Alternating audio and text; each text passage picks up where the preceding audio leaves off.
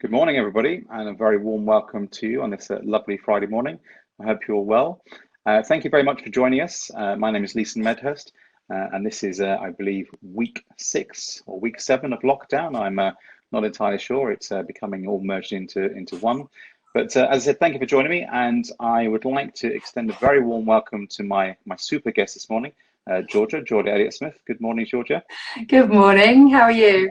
I'm very well, thank you. Very well. Thanks very much for taking the time out of your busy schedule to be with us this morning. It's a pleasure. Yes, looks nice and bright where you are today. Actually, Doesn't it? I know. You got the sun shining on you there. Yeah. Okay. So what we're going to do is normal format for these sessions. We will progress through some questions that I've set up for Georgia to answer, which I'm hoping will be relevant to our audience. And if you do have any questions, then please pose them as per normal on the chat.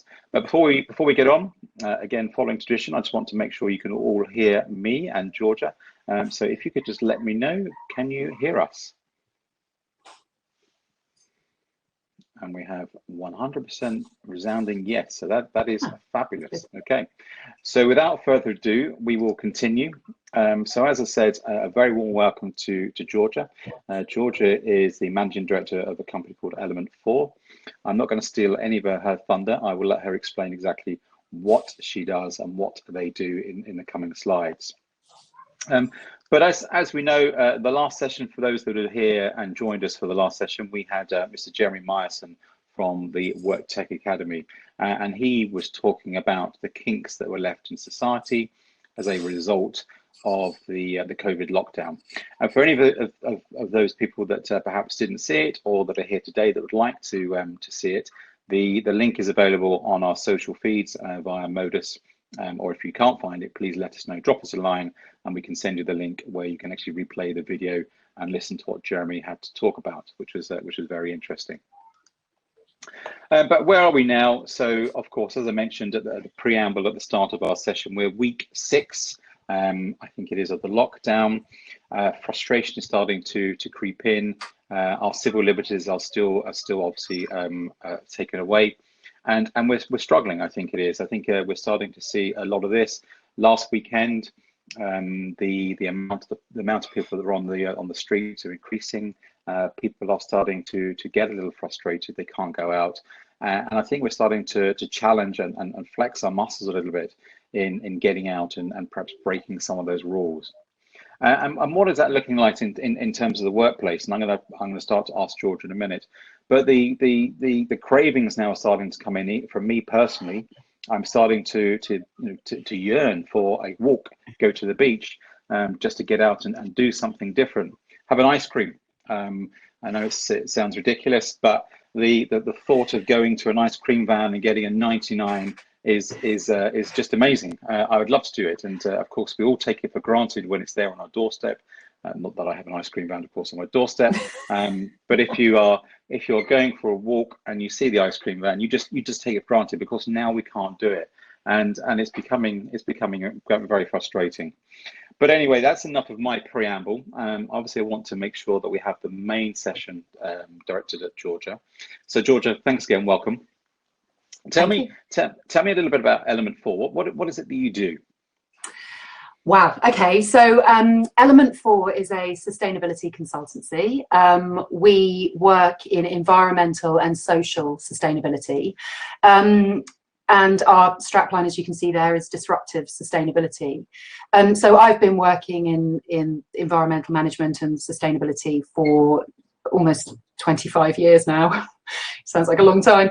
And it has, my perspective is that the sustainability industry that has popped up has now become incredibly technical. A lot of people feel like they can't have conversations about sustainability, even if they might care about it very much. And I think it's also been, it's become something that's quite impenetrable, something that's quite difficult for normal people to identify with.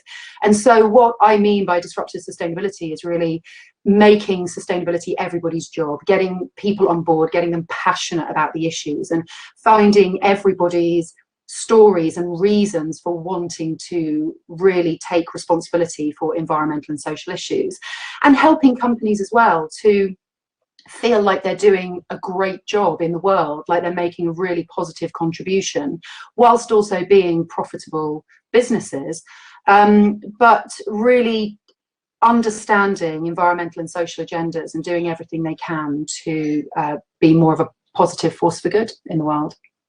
Fantastic. And whereabouts are you? You're based in London, isn't it? Or in London, yeah. Mm-hmm. So in our office is in Enfield in North London. Ah, fantastic. Yeah. Okay, brilliant. So I'm going to ask you a series of questions, if that's okay. The first one, which I was really interested about, is a podcast, I believe, that you're now doing. Tell me about it, and where can we find it? Okay. So if you connect with me on LinkedIn, then it's pinned onto my profile there. It's called Enviromental, and it is. I like that. Yeah. Thank you. Play on words. I started the podcast, so it's very early days, very early days. We've at the moment only got 2 episodes out. I've got about 5 episodes worth of content that I'm currently putting together to release as we go along. I love it. So my sister is a writer and a comedian, and also a complete environmental, agnostic. She just knows absolutely nothing about environmental issues, and I find it quite funny talking to her about environmental issues, because, like I say, we talked about fracking, and she said when she hears the word fracking, she kind of giggles a little bit because it sounds like a rude word, but she knows that it's bad, and she goes, "Oh yes, fracking," but doesn't know anything about it, And I think that's the position that so many people are in, that they, and where I started with this is going, it's become incredibly technical, and people feel like they can't talk about issues around, biodiversity and climate change because they don't have the language, and they feel like if they can't recite statistics, and read all of these highfalutin scientific studies, then they're not competent to have conversations about it. And I want to change that. I want to start having really human conversations with people about big issues that affect all of us and our quality of life, and things that are important to us as a civilization, but also important to us as individuals, like air pollution, and like, good nutritious food, and things like, well, God, we could go on and on. I won't talk too much about it. We have got other questions, but so the Enviromental podcast is trying to what we do is my sister and I have a chat. We talk about something, that's bothering her, something environmental issues, or something that's coming up in the news, and then I go off and find somebody really, really clever to talk to about it, who can kind of demystify the issue and tell us what we really need to know about that issue, and then hopefully get people having conversations. Oh, fantastic! Excellent. Okay, so head to your LinkedIn page. They can find your podcast, and they can listen to it. Okay. It's also on Spotify, Apple Podcasts. It's on all of those. So yeah. Excellent. Okay. So I've asked this question of all of my guests so far, but and I'll just ask you again, then we can get into the real nitty gritty of your expertise. But obviously, we've all had to change. We've been forced into this huge social experiment. How have you got on with working from the sudden change, working from home? Are you enjoying it? What has worked well for you? But are you fatigued? Are you struggling with it at the moment? Yeah, I am. We're on this roller coaster. There's a word for it, isn't there? I was just trying to think, like COVID coaster or something, Corona coaster. It's like come up, this word on social media, where for the first week or 2, it was very novel. And actually, I had a post on LinkedIn saying, just before we went into lockdown, it was such an interesting and positive experience of my meetings going from being physical meetings into being online meetings, and that initially was so refreshing, and it meant I could save a lot of time in my day and get on with work and not have to run around town, wasting lots of time. I loved it, but very quickly I have found that actually now I seem to be in back-to-back conference calls all day long, and the pendulum seems to have swung the other way, whereby I'm now loads of calls where we might have 20, 25 people on the line, and it just feels like we haven't reached a point yet of doing online meetings sensibly. You know, we're just kind of calling meetings at really short notice with loads and loads of attendees. It just seems to be a massive draw on time, and I think it's going to take a bit of time to evolve into a sensible online working practice. But I do welcome the fact that people who previously were not into online meetings at all are now being forced to learn it and being forced to get comfortable with the technology. And I've definitely seen that, you know, screen sharing, all that user error stuff that previously created lots of problems with online meetings is now kind of being ironed out. I just think the kind of behavioral psychology of this online meetings thing just needs sorting, and I think we'll eventually come to a middle ground. So I was enjoying it. We've had our struggles. I think definitely getting, you know, the discipline of exercise, the discipline of getting outside every day and having digital detox is a really important one, you know, and one that I talk about a lot in wellbeing in offices, you know, when we're doing well building, fit well, just general wellbeing strategies with organizations. It's making sure that we maintain that good advice when we're at home. I agree, and I think one of the things I've learned from this as well is the is how we've had to adapt and learn new protocols with video conferencing, video meetings. I had one yesterday with a client, and we had 15 people on the line on a Zoom call, and to actually ask a question, I was seeing people were raising their hand. So of course, you know, we're now having to learn. I wrote in a blog the other day and about how we've become almost fatigued by Zoom fatigue, because what takes 20 minutes on a face-to-face environment is now taking anything up to an hour because people are talking over one another, raising your hand to talk, and it presents its own challenges, but we'll get through it anyway. Okay, so tell me about sustainability and well-being. I know it's a huge topic, and there are 2 new accreditations, of course, that you and I have talked about in the past, but give us a flavour for them if you don't mind. Okay, so in this context, when I talk about sustainability, it's environmental sustainability. So, you know, clearly what's happened over the last few years with environmental awareness and sustainable business is huge. You know, I think there's been a massive sea change in awareness, in urgency, and that has dripped down into industry, and a lot more people are becoming more confident to ask questions and are really starting to hold companies, supply chains, you know, brands to account over their environmental performance. So that has driven a huge change. And then in terms of well-being, we've seen new standards coming out has been a really big driver. So the Well Building Standard came out in 2014, and then Fitwell came out in 2017.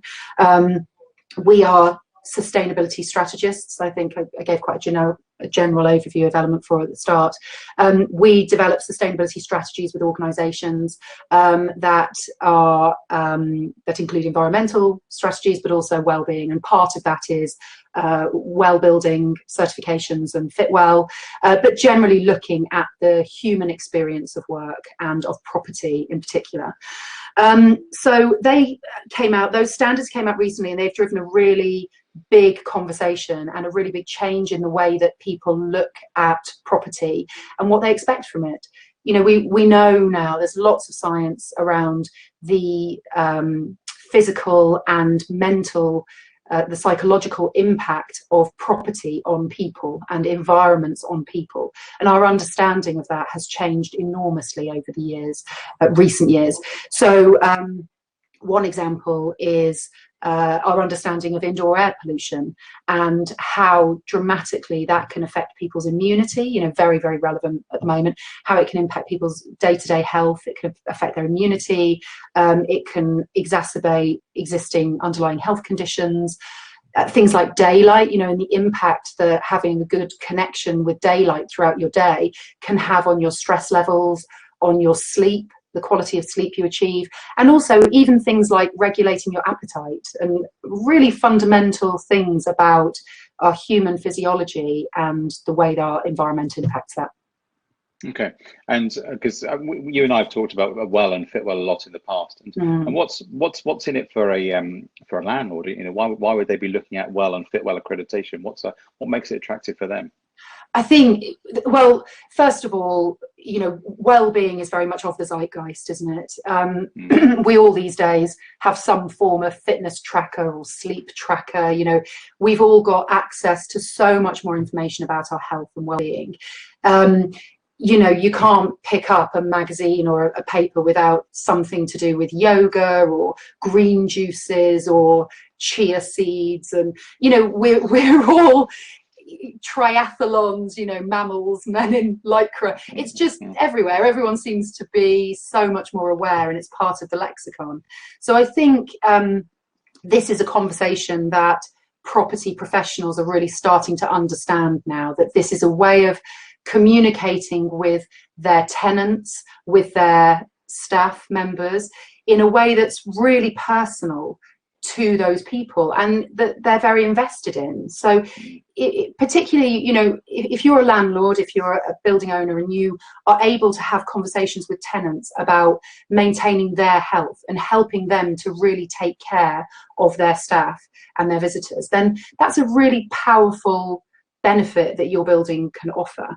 And if you're an employer, you know, taking a much more holistic look at well-being, rather than just your traditional HR things or your traditional, you know, discounted gym membership or, you know, maybe even employers that offer a yoga class. What we know about those traditional well-being initiatives are that only 15 to 20% of people will take those up, and it's an opt-in scenario. So if you already go to the gym, then you will take advantage of a discounted gym membership from your employer. It won't normally entice people who are not interested in the gym to participate. Whereas if you design a building and you design your workspace around these principles, where you're providing fantastic air quality, great daylight, great ergonomics, you know, access to healthy nutrition, access to clean and plentiful drinking water, and all these sorts of things, then you are designing health into the way that people just operate in that space as a normal course of their day. okay, perfect, good. I'm going to move on to the next question, because I think this is going to be very much on people's agenda right now. So prior to COVID. And it's funny how we've now started to give it's like an abbreviated term, isn't it? So coronavirus seems to have disappeared, COVID-19, COVID. Have you had a COVID cut yet for your husband? Have you given him the COVID cut? No, Okay. not yet. I think it's on the horizon, that Yeah, poor it'll be coming, guy. I'm sure. But anyway, sustainability and well-being obviously were huge prior to COVID. But how important is it now? I mean, it's the relevant of the topic. I was talking to somebody last week about the fear of coming back to work. People are now fearing the reality of having to go back to major conurbations and major cities, because you're going to be interacting with people. How does one implement social distancing, etc., etc.? But you know, there's a big topic. But give us your thoughts on that. Huge, and I think really multifaceted. You know, on the one hand, you've got people who are really afraid of going back to normal life. I think on the other hand, you've got a huge part of the working population that just can't wait to get back to the office, you know, and I have just thoroughly fed up of lockdown and just want to get out, be around their colleagues, be around normal life again. So juggling those two things is really tricky for employers. And I think, you know, I've seen quite a lot of talk about how we can prepare the workplace for post-COVID working. A lot of it seems to focus on social distancing, though, and also things like sterilizing the environment, you know, and I'll kind of come on to that later because I think that holds its own problems. But I think employers can be really helpful in the messages that they give to their staff, because there's going to be a real spike in mental health issues on returning to work, and I think that's something that employers have to be very mindful of. And you know, there are lots of things we can do. Phased returns to work, so, you know, splitting teams into almost shifts. So that's a really great thing that some of my clients have been doing, who have had to continue working through the coronavirus, who've had to have people in the office because of the nature of what they do. And they've been splitting teams into different shifts so that you're not bringing the whole workforce together at the same time. And also really supporting people who want to remain working from home for a significant part of their job. And I think what coronavirus has really shown us, the lockdown has shown us, is that businesses who are a lot more traditional in what they allow in terms of flexible, agile working are hopefully now waking up to the fact that a lot of roles can be performed in a more remote way, and we don't have to have 20 people crammed into a boardroom in order to have a meeting. And I think, so not going back to the old normal, but thinking carefully about what are we requiring people to come to the office for? Is it really necessary? And as well, management understanding their individual staff that they look after as well, because for many of us, working from home is not a pleasant experience. You know, I mean, I'm really lucky that I have an office set up here, you know, and I can shut the door and I've got all the equipment I need and it's a comfortable, safe environment for me. But there are many, many people who, although their job might allow them to work remotely, that's not a choice that they want to make. And so understanding that and enabling alternatives, so that might be enabling them to work from a different remote location, or enabling them to work in a flexible way that lets them work at different hours, you know. Yeah, I think some of the questions we perhaps need to ask is, you know, it's interesting that when we started COVID and we came on this journey, there was lots of self-help guides about working from home, and of course they've been quickly replaced now with getting ready for the return to the office. There's a plethora of information that was available to us through social media feeds, LinkedIn, you know, what we should be thinking about returning to the office. But should we be asking questions of, you know, not how to return, but why are we returning? Because I know that puts a slightly different slant on it, and it's giving, as you say, pick up on your point there, it's the freedom, the flexibility, mental health and well-being. Choice is probably an important part to play here. Choice, and I think knowing your staff, you know, there's absolutely no substitute for knowing your staff as individuals and understanding what they need in order to be productive. Yeah, exactly. So the next question for you, it's now, I suppose, that fear of returning to the office. People are, of course, going to be going to spaces, and of course, as managers, as owners of enterprises, of organizations, of course, we can implement social distancing within the office. But what happens at the tube level, at the train level, getting into the building? Are we going to start to see huge queues getting into these big buildings like we are seeing at supermarkets at the moment?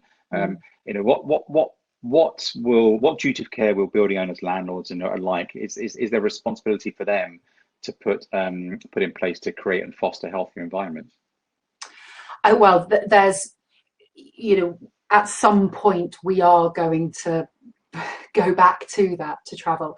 I think there's going to be a period of time where people are going to be afraid of social contact, and the social distancing will be maintained for a while, but I think that there will be a gradual sort of slackening of that.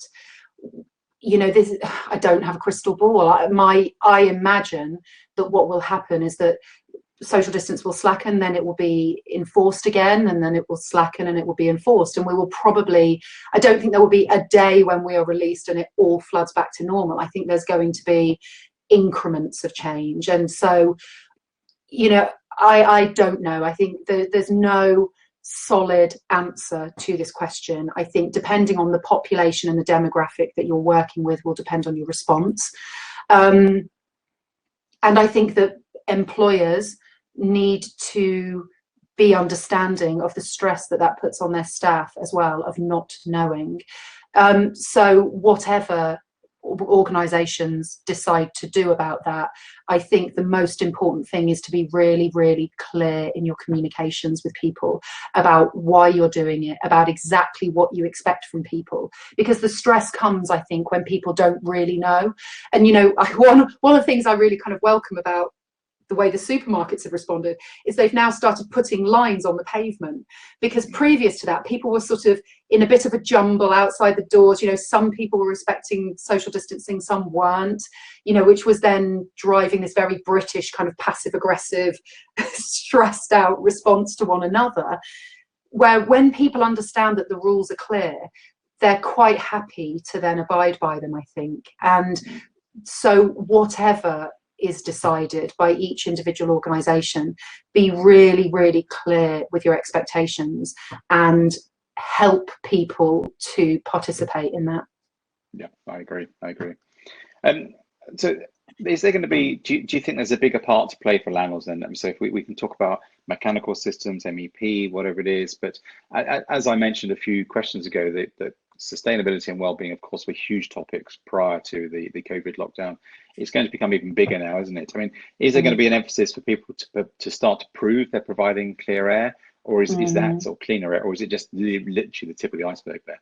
Well, I think yes is the answer. We are all aware of offices that we go to where the air is poor, where you end up with dry eyes, or everyone suspects that they've caught the office cold that's been going around, and from my experience of going to offices, it is quite common that filters are not properly maintained, that air ducts, are filthy dirty.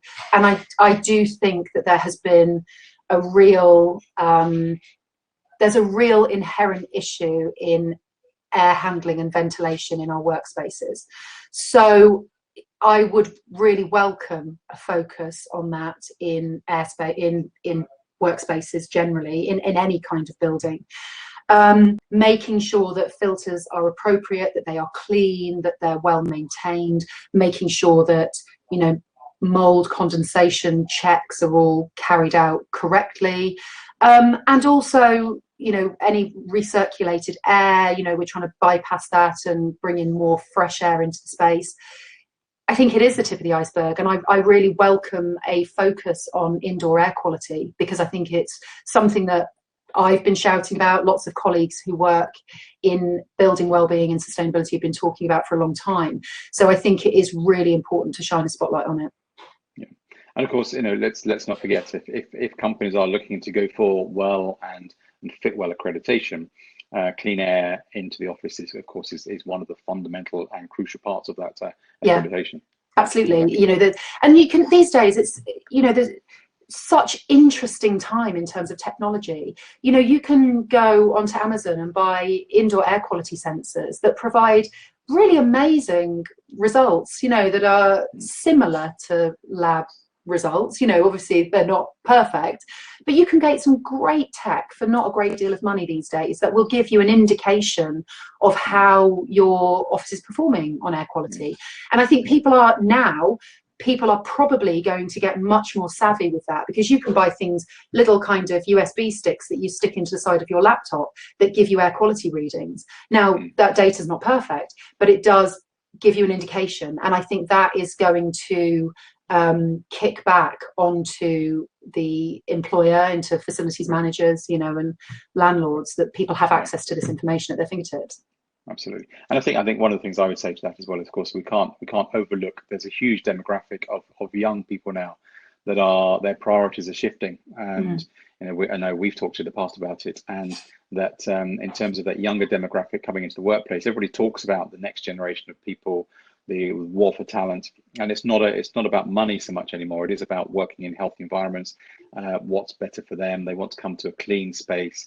People that have a big corporate social responsibility, what is your CSR? And I want to work in a healthier space. Of course, it's incredible. Yeah. And I think just staying on that thing about clean air as well, I think cleaning is really, really important. So I think there's going to be, sadly, I think we're going to see a spike in people sterilizing the air, and sterilizing spaces and bringing a lot of toxic substances into the workspace, which is as bad, as other harmful things in the air. Bringing solvents and bleach sprays and all kinds of nasty things into your indoor air is really, really harmful. So we don't want a reactionary space where people are bringing all of these antibacterial elements into the space. We just need more. It's like, washing your hands with good old-fashioned soap is better than antibacterial gels, and that sort of philosophy about just providing plentiful, clean air and not bringing added toxins into the space is really important. Exactly. So, that leads very nicely then on to the next point. And I did ask this question of Jeremy 2 weeks ago, but I'll ask it again of you, Georgia. We have, my role to a certain extent, and I've been guilty of this in what I do in my profession. But of course, we've been for years, we've been talking about how we can maximize and get the best return of real estate. Real estate, of course, is an appreciating asset. It goes only one way. And it's a huge cost on any balance sheet. So there's a pressure from real estate owners, from building managers, occupiers to maximize their return. And of course, we were optimizing those spaces for maximum occupancy. And under the premise, and it is true that they were agile and smart spaces. But what do you think? What does the future of high density open plan look like? Is there a fear? What's your perception of that?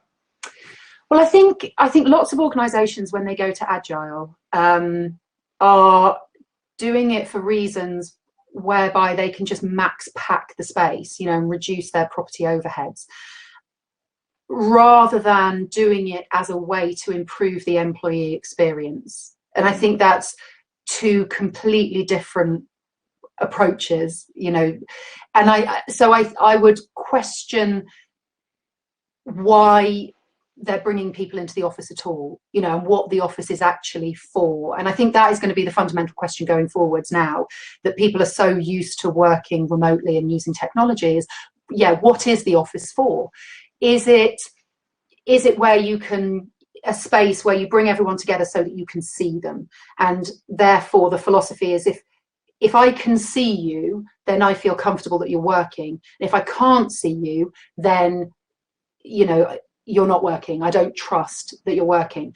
And that is a fundamental issue, I think, with a lot of managers, with a lot of leaders as well, that they feel like everyone's got to be in the office, they've got to be at their desk, they've got to be on their bum for 8 hours a day doing this, and then when they talk about agile spaces, what they really mean is, if people are on holiday or off sick, it's a way of flexing the space to put fewer desks in, but we still want everybody in the office doing this. And I would question that now, and I hope that lots of organisations now are saying what the office is actually for is a space where we can bring people together, where it's a hub for our organisational culture, it's a hub for innovation, it's a space where people are welcome and they want to come to for the right activities.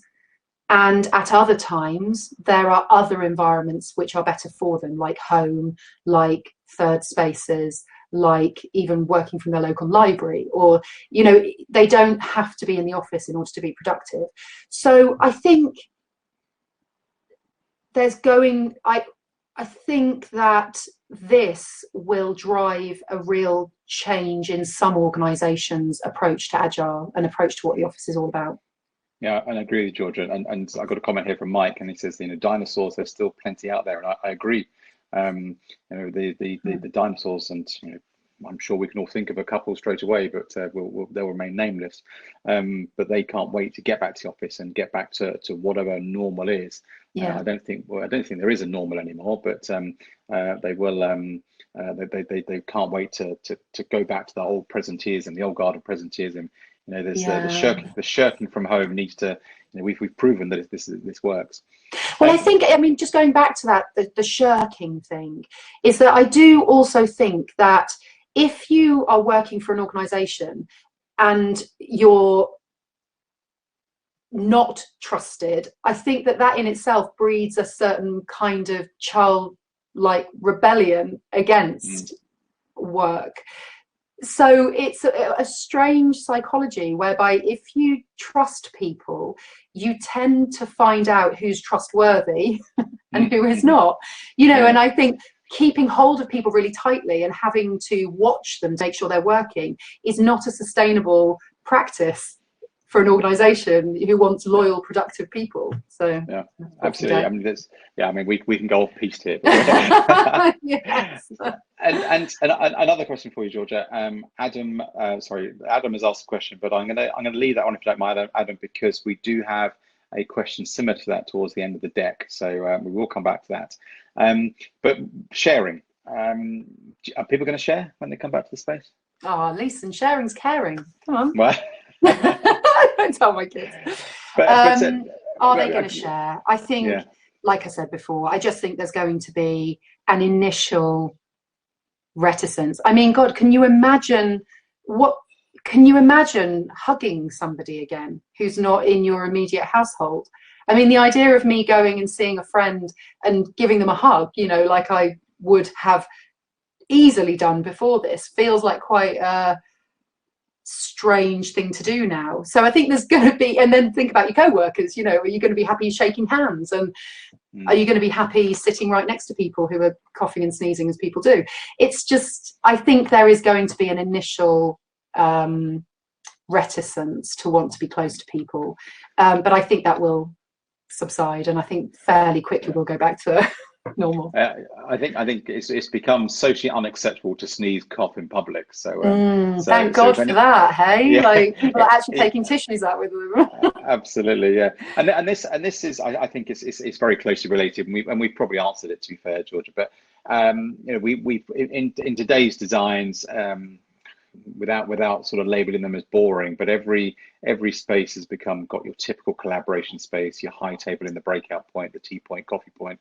And these spaces perhaps become redundant. And I asked this again of Jeremy 2 weeks ago, but just replay it to you. It's all about sharing. You know, how are we going to have those close proximity conversations, those collaborations in the office post-COVID?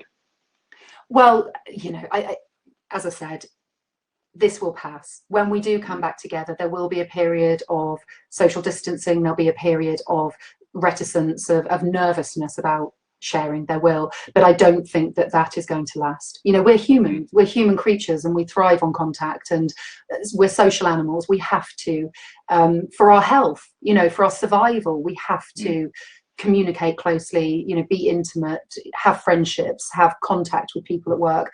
So, and I think anybody who is doing lots of this conference calling must be starving for human contact. You know, it's really difficult to not have that day to day. So I absolutely think that we will go back to social spaces, collaboration areas, high tables, all of those things.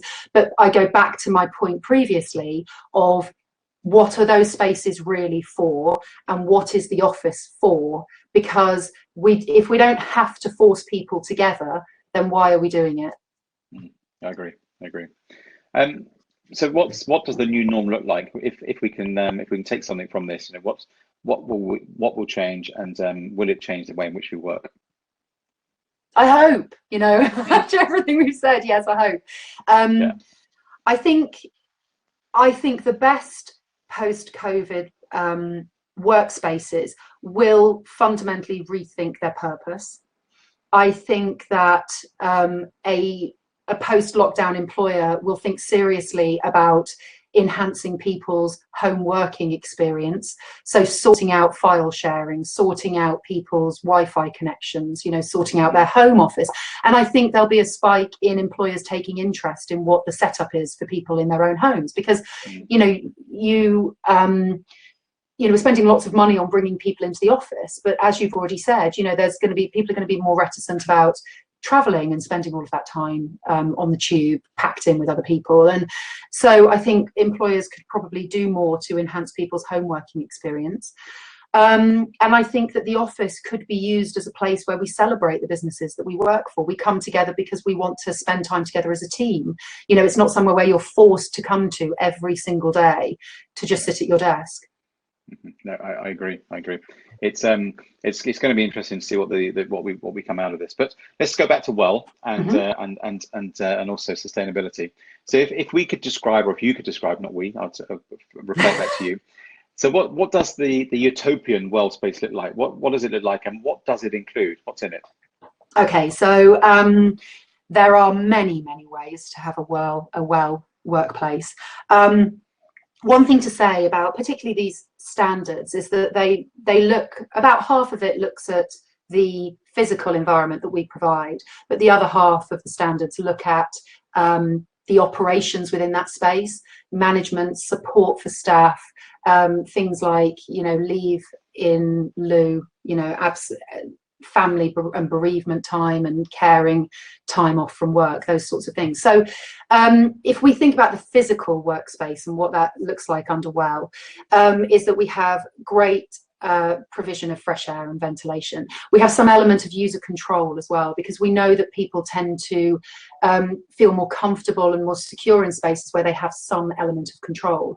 Now, you know, that tends to make facilities managers quite nervous, you know, that people have elements of control over the workspace, but it's really important that they are not only given a bit of control, but also given permission to have control over the space. And one of the examples that I give for that is blinds. You know, we've got blinds in our offices, and as you remember, when we've worked together in the past, I would be the one going around in the morning opening up all the blinds, because what tends to happen is on a sunny day the sun comes streaming in, people close all the blinds, and then for the rest of the week we're all sitting there in darkness because it hasn't occurred to anyone to go and open the blinds.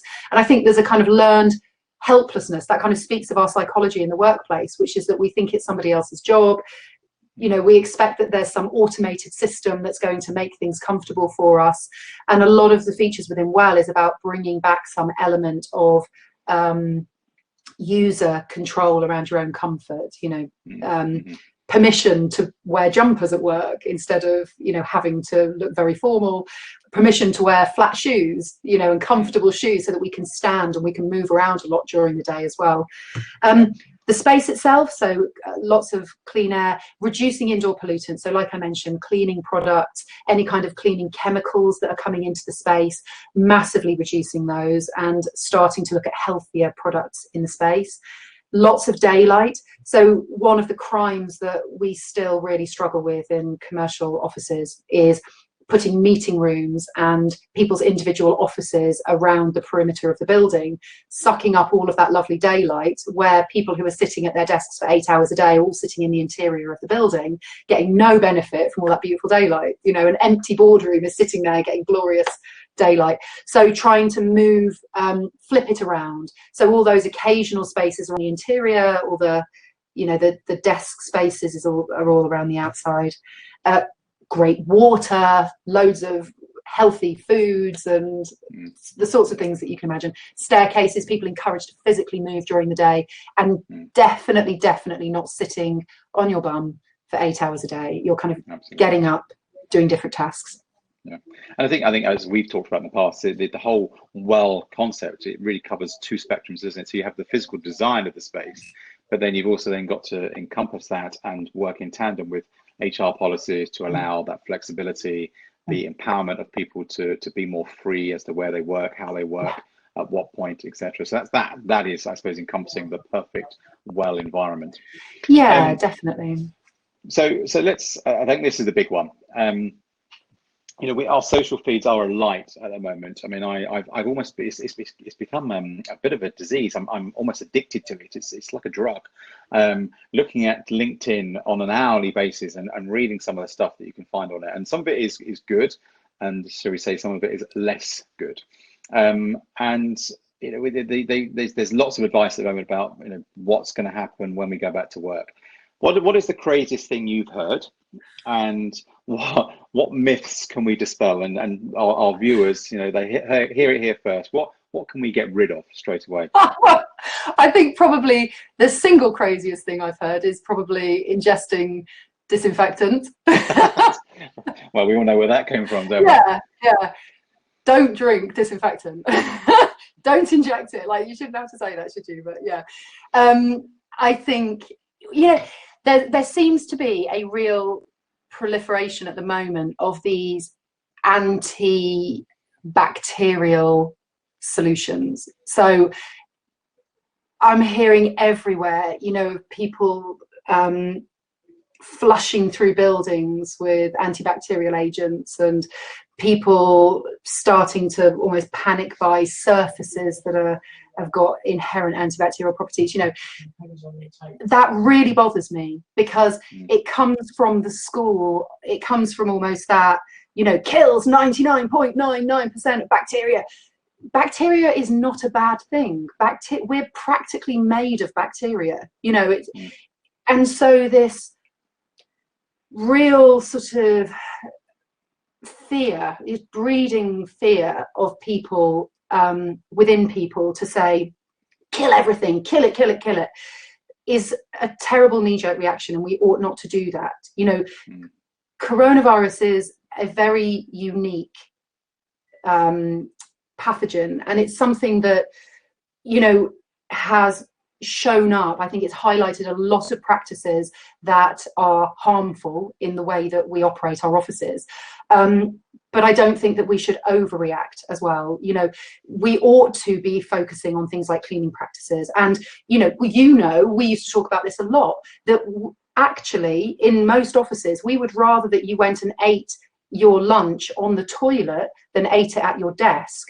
Because from swabs that are done on keyboards and desks, you know, in most offices, and those done in bathrooms, we know that bathrooms are cleaner than desks, you know. And it's that sort of thing around just making sure that we're being thorough, that we're being reasonable, that we're not bringing alternative toxins in, because things like traditional cleaning sprays actually are really bad for our health, and we can start to use more inert products that are just as effective. We can start to use probiotic cleaning products, which are amazing, and what they do is they use nature. You know, they take good bacteria to fight the bad bacteria, and instead of trying to create a sterile environment, they create a long-lasting, healthy environment in which good bacteria can proliferate and thereby control bad bacteria and pathogens. And so that, I think, is a much more intelligent solution, and one that is no more expensive. It just requires a little bit more awareness of what's available in the market, and trying to bring some critical thinking to the solution. Yeah, brilliant. There's I noticed as well, the good friend of mine, Louise, she runs a design company called the Jones of London, and she was sending on her social feed yesterday, and she sent it to me. I'm going to write a blog on it, and we'll do a double blog together. But the 2 meter office, or the 6 foot office, I think, is being promoted across various different social feeds. The problem with the 2 meter office, or the social distancing within space, of course, is that landlords have, or building managers, we all have leases, and those are governed by an event which is cast in stone. We can't change overnight, as which was the headline for this whole webinar. If you've got a lease event in the next 6 months to a year, fine. But if it's 2 years, 3 years, 5 years down the pan, implementing some sort of social distancing, the 6 foot office is only going to cost you more. And as a building owner, as a business owner and a building manager, that's going to bring its own challenges as well. So I think it's, as you say, being more practical in the way that we approach things. Yeah, managerially, why are we bringing people into the office? I think that's the fundamental question. You know, don't bring them in if you don't have to. And, you know, thinking more about keeping spaces safe, and not, yeah, you know, we will see, won't we? We'll see how this unfolds. Exactly. So what will we learn? What's going to be our biggest takeaway from this whole forced social experiment? I think to be honest, I think it's everything that we've already said about a fundamental rethink about what the office is for. And I think a lot of organisations need to have a very serious conversation with all of their staff about experiences pre-coronavirus and what the office will look like in the future. You know, and bringing the workforce in, asking them what they want and what their experiences are is really important as well. Yeah, exactly. And this ties very nicely into Adam's question, actually. So Adam has asked, once a vaccine is found and people are immune, do you think we'll forget? And will we find ourselves back into what was the old normal? We do have a tendency to forget some things, I think. But I do think that there will be some interesting sort of hangovers from this period of time. You know, we know that, well, from what scientists have been telling us, we think that these sorts of pandemics might become more frequent in future. And so we do have to be aware that this sort of thing might happen again.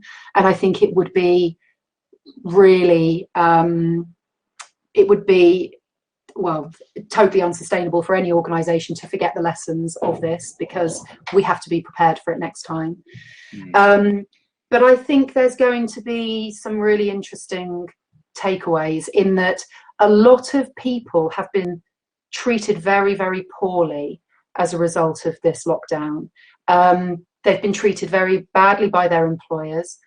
They've been left in a lot of uncertainty. They might have be still unsure whether or not they have their jobs are safe. Lots and lots of businesses have stopped paying their suppliers, and their consultants, you know, are behaving very badly, overpaying.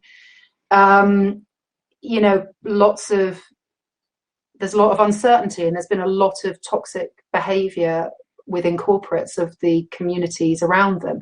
And I think that, you know, it occurs to me that if people trample on you to get to the lifeboats, you know, you don't forget that. And I think there will be some reckoning that comes out of this situation when the dust settles after coronavirus, where people look around at the way that their employers have behaved, and even the way, you know, the brands that they support, or their supply chain, or even their clients, the way that they have behaved, and will think twice and think, actually, this is not what I want, and I don't want to be associated with organizations like this. So I think that there will be some, some things will be difficult to forget, but I think in terms of our day-to-day behavior, I think fairly quickly we'll forget the social distancing, you know, and yeah. I agree, George, and I think what's one of the interesting things, and I was talking to some people this week, it's about those stories. What did you do in COVID? It will be assigned to the history books, and it will quickly be forgotten. But I think it will be those anecdotal stories that we can tell people. So during COVID, this is what we did personally.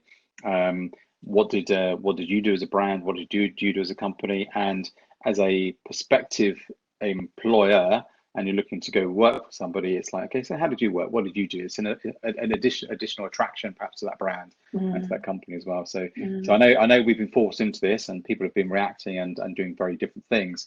But I think it all encompasses into the point of what you're making is about well-being, and there's got to be embracing the whole well-being.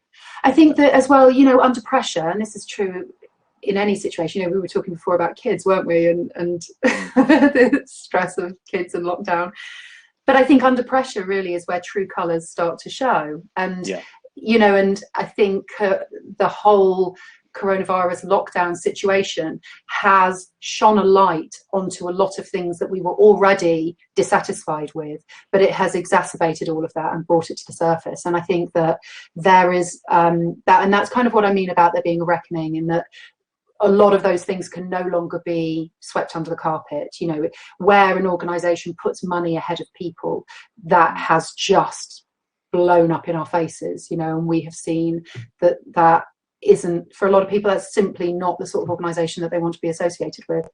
Yeah, exactly. Okay, so we've got a couple of questions here for you, Georgia. So we're quickly running out of time, unfortunately. It's been a fantastic session. But we've got one here from Veronica. And she says, how do we help younger people living in smaller spaces where it's been very difficult to work from home? How can we develop a more sharing environment? Yeah, that's really interesting. And I have to say, on that note of younger people, I mean, crikey, psychologically, you know, there are young people coming into the workforce now who've only ever known crisis, you know, financial crisis, climate crisis, and now coronavirus crisis. I think that's really interesting kind of to dwell on that. What does that mean to these young people, you know, and now they're locked down in their homes as well. So what can we do to support them? Well, I think there's a lot that employers can do. You know, employers can, as I said before, think about what the workplace is for and why we want people to be there. Some young people see the workplace as being a sanctuary, you know, where they might be living in a shared household. You know, they might be either flat sharing or sharing with parents, and so like to come to the office. And I think the office needs to think about that again. You know, asking your staff. There's no substitute for properly communicating with them, whether it's through surveys or just management contacts, and really understanding what people need, because you will, across demographics, you know, across the whole demographic of your workforce, you'll have a lot of varying needs. And I think trying to put in place blanket policies is not going to help.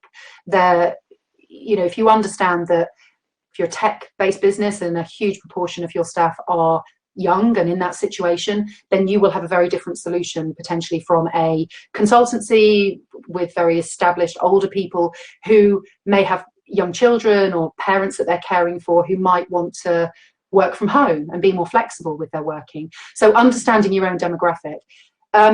If young people do want to come to the office, then providing the right environment for them that's healthy, that encourages social interaction, but also supports focus and spaces where people can concentrate in a way that's good, you know, got great acoustics and good lighting and those sorts of things. You know, the blanket open plan solution has come in for a lot of criticism, and I think rightfully so, because it's a solution that is a very efficient use of space to shove as many desks in as possible, but is not the right environment to encourage, you know, healthy, productive, happy people. It's the kind of factory mindset of thinking, you know, a person is a unit of output, and like on the factory floor, you know, there's that machine in that space, sit down, do your work, and at the end of the day go home, you know, and rethinking that whole thing is really important. I agree. Wonderful. Georgia, what I'm going to do is I'm going to wrap it up there, because we've got some people saying they've got to duck out now because we're going to other meetings, other calls. So I'd like to thank you very much indeed. I'll just come back to you in a second. So we've had a couple of requests for the recording, not just of this, but also of our previous sessions too. So to the guys that have just shouted out there and asking for copies, yes, we will forward them to you. There'll be links available for this session. And for the previous sessions, we'll make sure that we get these to you either directly or via our social medias. Yes, we'll make a note of that. But back to you, Georgia. Thanks very much indeed for joining us this morning. It's been absolutely fabulous. Great to see you again. So remind us, how can we find out more about Element 4? Where do we find you? Okay, so I'm on LinkedIn. I do lots of posting on LinkedIn, so you can definitely connect with me there. The Element 4 website is element- and then the figure 4.co.uk, and that's primarily where you can find me. And also on the Environmental podcast, which is, it's not really, that's not Element 4, that's me as an environmental campaigner and more of a consumer focus, but we do cover some quite interesting issues. So if you're interested in the topic, interested in my campaigning, I've got a lot of environmental campaigns that I'm working on as well. So if you feel like, you know, getting involved, then get in touch. Well done. Thanks, Georgia. Okay. Okay. Thank you very much indeed. Thank you this morning. Thank you very much for everybody for joining us today. It's been fantastic. We'll be back again in a couple of weeks' time. And in the meantime, if you'd like to see this will be available on our social feeds. But thank you very much indeed. We're going to bring it to a close, and we'll close the session. So thank you. Bye-bye. Bye.